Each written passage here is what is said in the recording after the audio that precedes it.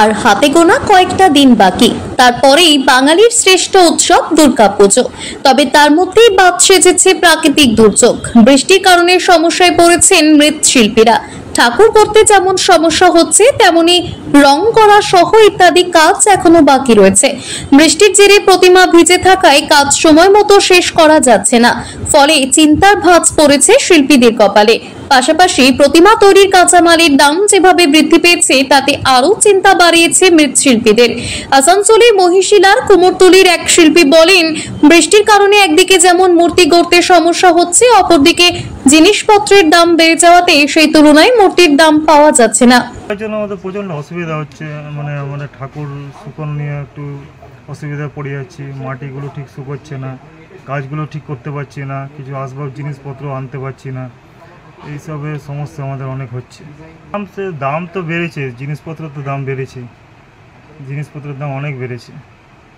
সেই অনুযায়ী দুর্গা ঠাকুর হয়তো আমরা বলছি যে আগের বারের থেকে 3,000-4,000 টাকা বেশি বলছে, না সেটা নয়, আমরা 1,000-1,500 টাকা বাড়াতে পারি, ওর বেশি বাড়াতে পারবো না।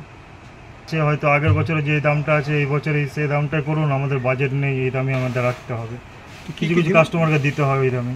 এই বিচারই বললাম আপনার, বিচারির দাম বেড়েছে, বাসের দাম বেড়েছে, ব্রেকের দাম বেড়েছে, তারপরে যে আমাদের লেবার খাটায় তাদেরও হাজিরি বেড়ে গেছে। যেগুলো হয়তো আপনার মোটামুটি 1,000 টাকা এখন মেন কারিগরদের দিতাম, তাদের এখন 1,200 টাকা পার ডে দিতে হচ্ছে। যারা লেবার আছে 300-400 টাকা কাজ করছে, তাদের এখন 500 টাকা দিতে হচ্ছে পার ডে। কালনা থেকে আসে, পূর্বস্থলী থেকেও আসে, আর কিছু লোকাল ছেলেও কাজ করে। এখানে মোটামুটি 2 থেকে 3 জন কাজ করে। আসানসোল থেকে সৌম্য গাঙ্গুলির রিপোর্ট, টিভি নিউজ 10। সুলভে সঠিক চিকিৎসার একমাত্র প্রতিষ্ঠান বিবেকানন্দ হসপিটাল। 24 ঘন্টা emergency service, blood bank, trauma care. আপনাদের সেবায় আমরা তৎপর। গুণমান ও পরিষেবায় দুর্গাপুর বিধাননগরের ডক্টর জাকির হোসেন এভিনিউর বিবেকানন্দ হসপিটাল শিল্পাঞ্চলের মানুষের মন জয় করেছে।